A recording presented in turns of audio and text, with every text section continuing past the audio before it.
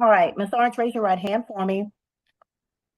You solemnly swear or affirm any testimony you give in this matter will be true. Yes, ma'am. All right, you can put your hand down.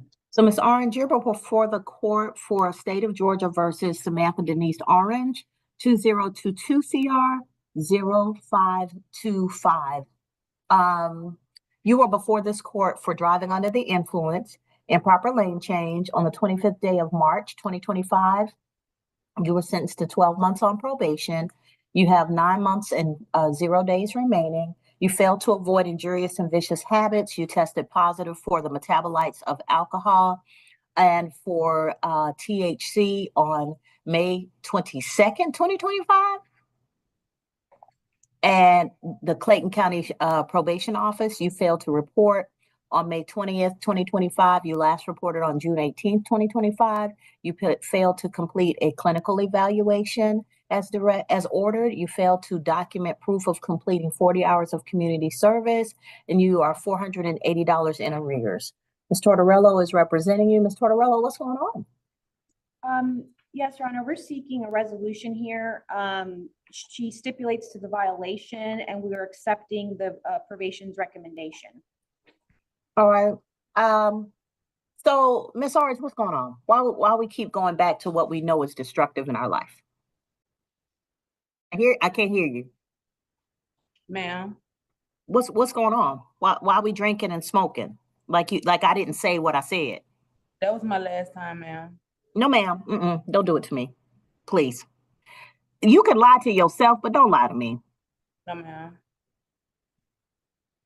Because I just sentenced you in March. And by May, you're like, forget that, judge. I don't care if I go to jail. I'm about to hit this blunt. No, I had death in the family, and I know I did wrong. I did it, but I'm not making. Okay. That's at least a more honest answer, because grief often sends people into a spiral and they don't control themselves the way they should. But ma'am, every day is something. You can't let every time something comes through you into your life, you can't let that knock you off your pedestal. You can't, because that's not an excuse. Something happens to somebody every single day. You know you have a problem with alcohol and drugs. You can't just say, oh, well, you know, somebody died, so I'm going to just have a free-for-all. Because there's a saying in the Bible that says, let the dead bury the dead, let the dead bury the dead. But you're going to go over the edge to the point where after somebody dies, you're going to ruin your life, essentially killing your life. Yes, ma'am. How old are you? I'm 32. Okay, so what's the plan? My plan is I'm done. I'm not going to get in trouble no more. I will not fail anything no more. I'm a month clean now. You have kids? I do. Where are your kids while you're in here? My sister. Let me tell you something, ma'am. And I tell people this all the time. They don't really believe me. But your family members do not want your kids. They don't. They don't want to take care of your kids. They love them. They want to keep them out of the system, but they don't want to take care of your kids. Your parents especially have raised their own kids. And so it's unfair to them to say, oh, well, can you take care of my kids too? Because they didn't ask you to have kids for them. They didn't ask you to be their surrogate. If they wanted more kids, they would have had them. So what I say to you is every time you mess up, you're putting your kids in a bad. More important to you, whatever's going on with you by getting drunk and getting a little weed, instead of thinking about your babies. I just got to ask, like, what kind of mother is that? It makes me a bad mother. I didn't say as a bad mother, but you sure ain't the best. Yes. Because you're putting yourself before them. I'm hurting right now, so let me just go ahead and get this drink and catch this weed. But, you know, the judge told me don't do it or I could go back to jail. But I don't care about them kids. If I go back to jail. Your Honor, you're breaking up. Oh, this is interesting courthouse Wi-Fi.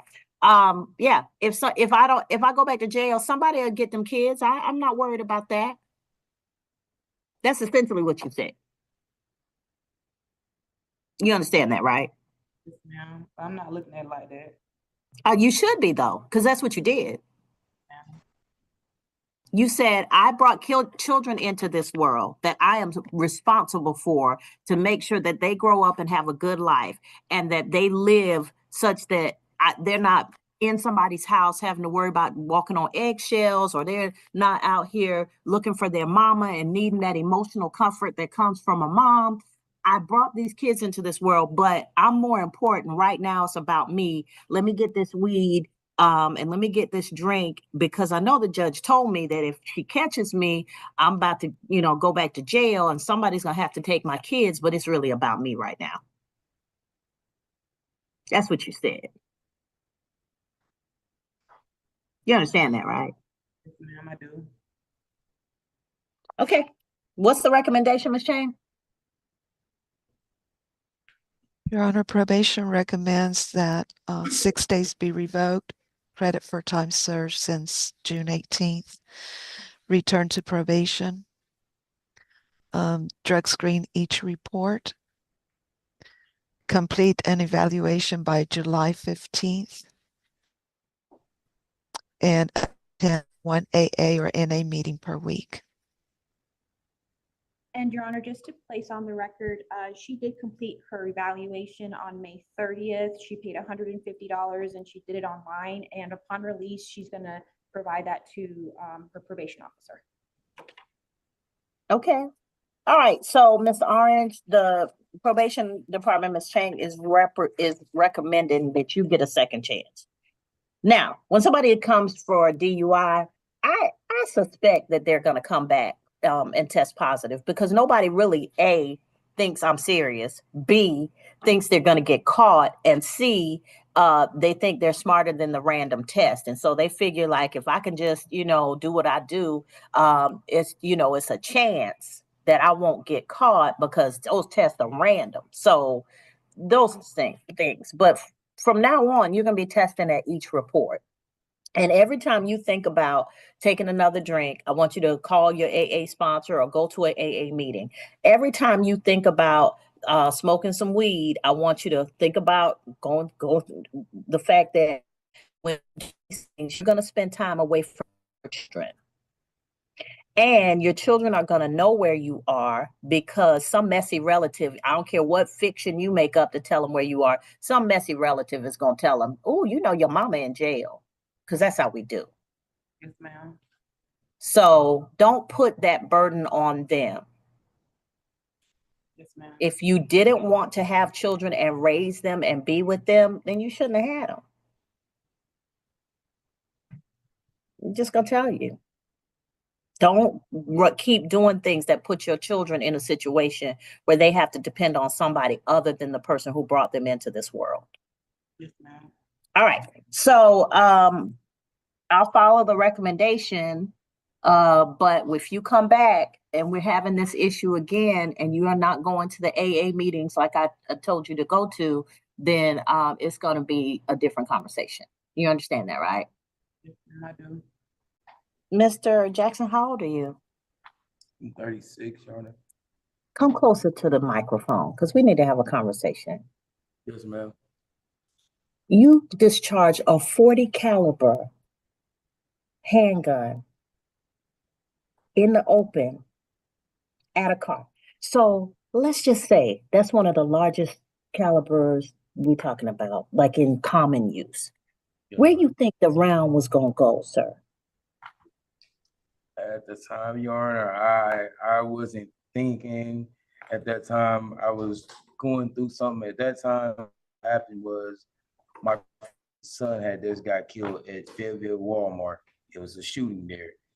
A guy gunned him down or whatever. We just had left Grady Hospital, me and my girlfriend, and I stopped at the store to go in there and get us something to drink or whatever.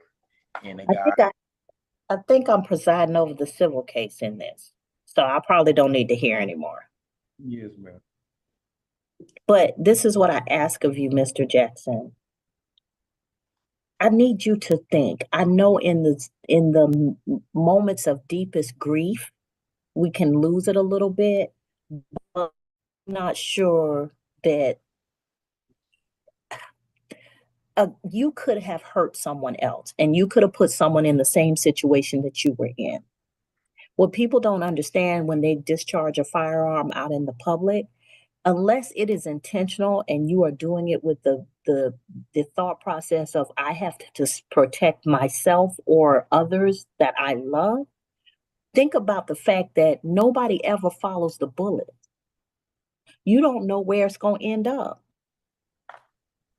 So in that context, you could have hurt someone else and put them in the same situation that you were in. You got me? Yes, ma'am. Okay. All right. So I'm going to accept your plea of guilty. I'll sentence you to 12 months to serve 3 days, credit for time served. The balance will be probated for you to pay a fine in the amount of $100. That's $151.50 with the surcharges. So that'll be the total. 40 hours of community service. You're to forfeit the 40 caliber firearm and with the serial number as provided by Mr. Tipton. And you're to take a firearm safety course and produce the certificate to probation. Do you understand? Yes, ma'am. All right. Thank you, sir.